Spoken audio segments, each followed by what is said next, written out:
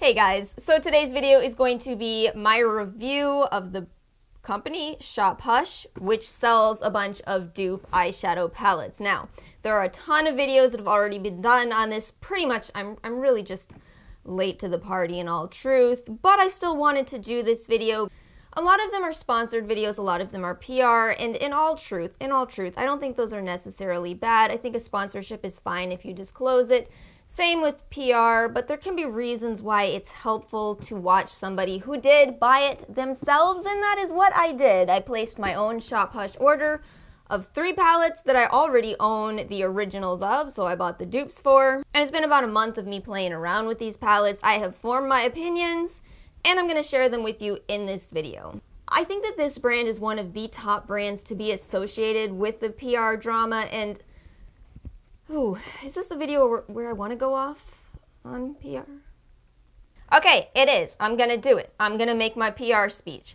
Here's the deal with PR. PR is products that companies send to individuals with an Instagram account and lots of followers or YouTubers, etc. The idea behind PR is that it's supposed to be an inexpensive way for brands to promote because they're just sending out the products, and if somebody posts a positive review, fantastic. If not, it's not too much money that they wasted. Whereas a sponsorship should be a very clear ad, and a sponsorship's an ad. I like some sponsored videos, don't get me wrong. I have often watched sponsored videos in order to see something like the entirety of a lipstick collection, you know, so I can see somebody swatch everything and then I can decide which one I'm going to buy, because let's be honest, as a regular consumer, you're very rarely, if ever, going to buy the entire line that a brand releases, and that's why sponsored videos are great, and even PR to some extent. The thing with PR, and the reason it gets so tricky, is that I, as a small creator myself, can tell you sometimes it gets sketchy. You may even have noticed that I've been accepting less PR on my channel. I haven't even posted anything PR related in ages. The reason is because this has been going on. I get a lot of these, you know, real friendly emails. Hi Alice, we love your channel, we love your content, we'd love to send you some stuff over. I reply back, that sounds great, as long as I can give my honest opinion. And then I get back this itemized list of what my video is supposed to have in it. That's not okay. That's not PR. That's a sponsored video for free. And maybe I hold this attitude because, as you guys know, I do work in entertainment and I'm very used to having offers for exposure. Alice, can you work this 4-hour gig? It'll be really great for you. Well, what's the pay? We'll post you all over our Instagram. That doesn't pay the bills. So, you know, bear in mind, I already have an attitude about things like that going into this. That kind of nonsense does not fly with me. And now that I'm a small creator and I know that this goes on, it has kind of jaded me. So, you know, just to be clear, this little rant of mine is not about Shop Hush. They've never emailed me, but other companies have, and now I kind of know the signs. I know what to look for. I know that the company name has to be in the title of your video. I know that you have to have it in a favorites video as one of the first 2 products. Come on, guys. And it makes it so that I can kind of see through it in other channels now. I know who's accepting this, and I want to also be clear on something else. Already, hopefully I was clear on the fact that that's not about Shop Hush.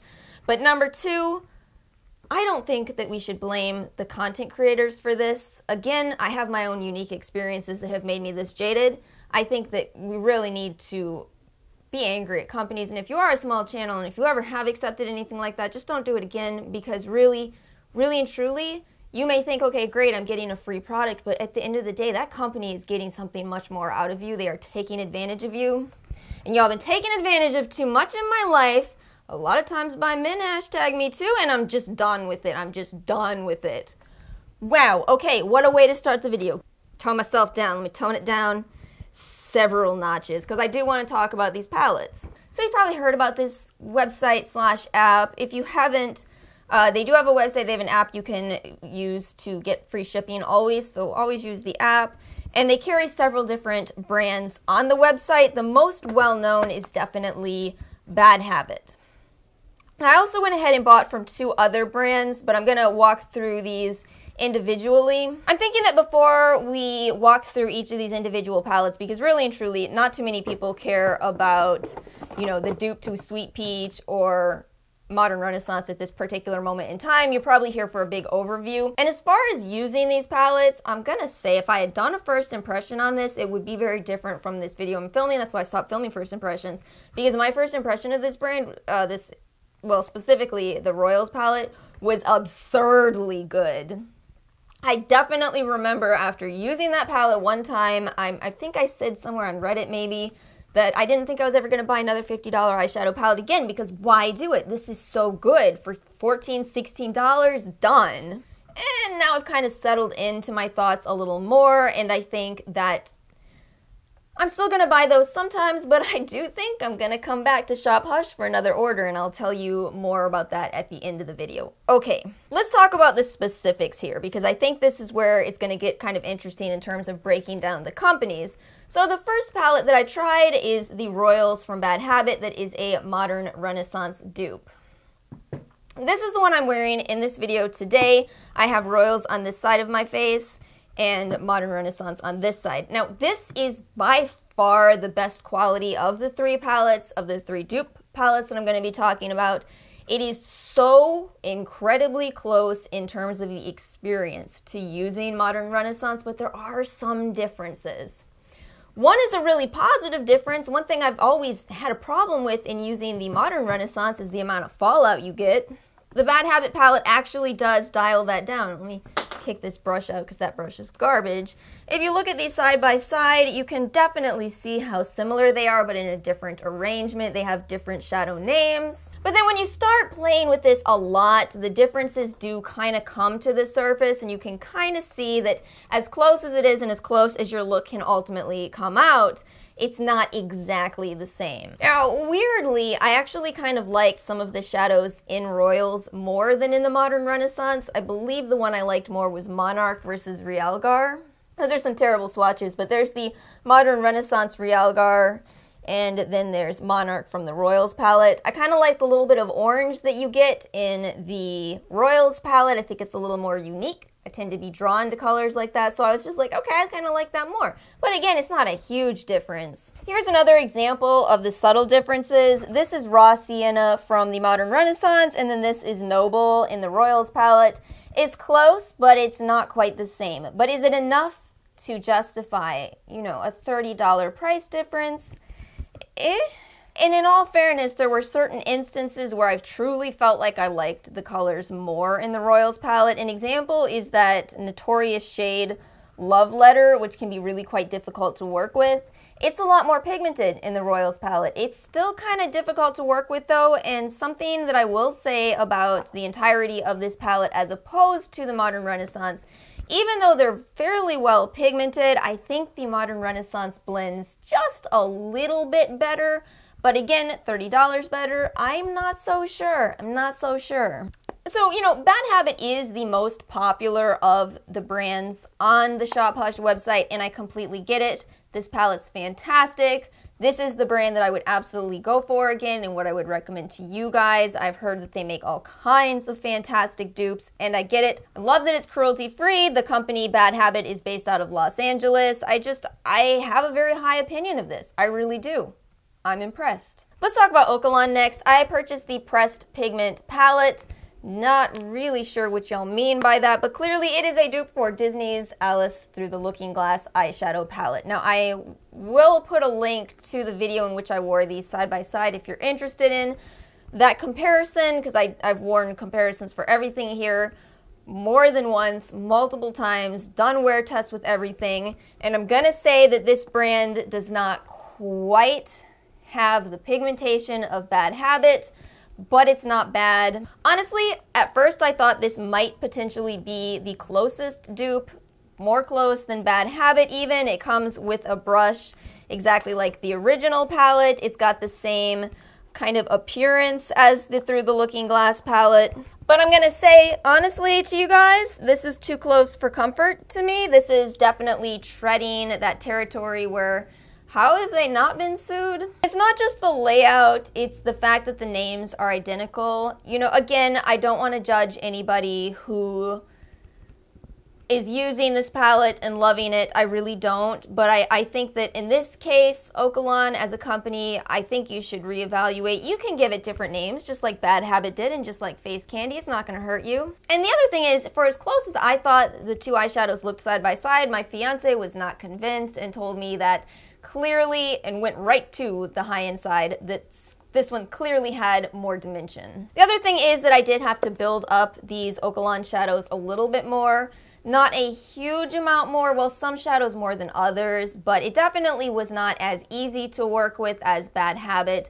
Not one that I would recommend as highly as Bad Habit, and I'd recommend them more highly if I didn't feel like they were being so blatant about it. You know, again, I'm not here to judge it from people who purchase this, but I do think that the company should evaluate what they're doing. Still, at the end of the day, if you cannot afford these originals and you just want something that's going to be super close, yeah, it's super close. It is, and it's safer than a fake. I hope I'm making my feelings clear on this. It's just again, I think it's so complicated, like I said in my little rant, because I do work in the entertainment and the arts, and I know what it's like for artists to have their work stolen. It's a very personal situation to me. So it makes it much more complicated. I don't know where I was going with these swatches, and I even overlapped them, but just so you can see, these are from the Alice palette by Urban Decay. This is by the Okalan. I mean, the similarities are, to me, bizarre. Actually bizarre. This is so incredibly close. So then we have the Face Candy palette, which is the sugar palette, which is a dupe for the Sweet Peach palette. This is a funny one for me, and I have this comparison side by side in my Living Proof video. I kind of like this one more, but don't take me too seriously in that aspect, because the thing is, I don't like the Sweet Peach. Well, these are awkward to hold side by side, but here's Sweet Peach and here's the sugar palette. My problem with the Sweet Peach palette is that it's kind of muddy on me. It always goes a little bit muted, a little bit, yeah, just muddy. That's the only word for it. Whereas this one was actually a little brighter on me. Now that said, that means that this was definitely the biggest color difference of the three palettes, of the three companies, and that's kind of what I've heard, pretty consistent. I've heard that Face Candy is the farthest from the dupe out of these. Really running out of swatch space, so we'll keep that in exactly as it is, because that right there is the Face Candy palette, and that's the Too Faced. And you see how the color is different? You see how it's brighter in the Face Candy? But did you also see that fallout? That is certainly something I noticed. There's those greens side by side. I don't really see a big difference with those, but again, the Face Candy palette is definitely dustier. I can't say I really thought it was hard to work with. It actually blends really nicely, but there's a lot of fallout when using it. Let's do one other swatch, just because I want to comment on these lighter colors. I do think that the Sweet Peach did the lighter colors much better. There's Sweet Peach and there's Face Candy, and you can probably see the pigmentation holds up better on the Sweet Peach. So it's not a particularly consistent thing with this eyeshadow palette. There's, you know, Too Faced, Too Faced, Too Faced, Face Candy, Face Candy, Face Candy. Is it close? Yeah. Is it close enough? I think so. I think it's better. They didn't nail the scent, which is fine. I really don't mind it. I've never really loved the scents in Too Faced palettes. So I like it. I like it. I'm shocked by how close it is without, in my personal opinion, coming too close. One thing about both Bad Habit and Face Candy is that they rearrange the colors while still having that same exact color scheme, and they also gave them different names, and of course the palette's got a different name, etc. So to be honest with you guys, I actually was really quite impressed with it, especially because a lot of people had said they didn't like it. Here I am saying, yeah, it's different, but I like it more. Okay, so let me give you guys my final conclusions regarding my Shop Hush experience in all three of these palettes. I think that I'm going to continue to buy the high-end version when it's a brand that I want to support, when it's a brand that I love, when it's a formula that I know I love, because there were minute differences in the formulas. So for example, if I had liked Urban Decay's Naked Cherry scheme a little more than I did, their color scheme, I would have bought it. I wouldn't have been as tempted to buy a Bad Habit dupe. I just would have gone for it. On the other hand, I do feel overwhelmed by products. I feel overwhelmed by drama. And I think that if a brand is something that I'm avoiding, I'm just going to buy the Bad Habit version. For example, if Tarte ever manages to come out with a color scheme that interests me, I'll buy the Bad Habit dupe. One other example is the Huda palette, the new nude. I had it in my shopping cart at Sephora, but I don't know. I don't know what the Huda drama is. I just know that people keep saying there's some reason not to buy from her. Comment below if you know. Anyway, I decided, you know what, I'm going to wait for the Bad Habit dupe. I feel like it's kind of an interesting conclusion to come to say, yeah, this was great, I'm really happy with these, but I'm not going to buy it every single time. I don't know, maybe that's just my common middle path life analysis.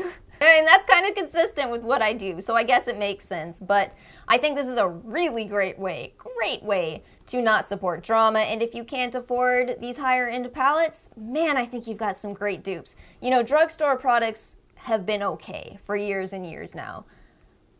These palettes are good. Alright guys, thank you so much for watching. If you are in the US and you'd like to try my Royals palette, this one that I have here, comment below, I want the Royals palette, and I'll send it to you, first person to comment. I guess I'm just doing this as a way to say thank you to those of you who support my channel, especially those of you who click the notification bell. You know, not any kind of a big deal, just I have too much, I really don't need this. If you want it, take it, it's the best of the three. I will be having an international giveaway soon. I've already decided to do one for the holidays, so just stay tuned, I promise it's coming. But I hope you guys found this video helpful. I hope that this answers any questions you may have had about the brand and how to feel about them, etc. About the brands, all three brands. I think there's one that I missed. I don't remember the name, but there's one brand I didn't try. So comment below if you have tried it. Is it Beauty Creations? I think that's it. Thank you so much for watching, and if you found this video helpful, please do make sure to like and subscribe, and I'll see you guys next time. Peace out, YouTube.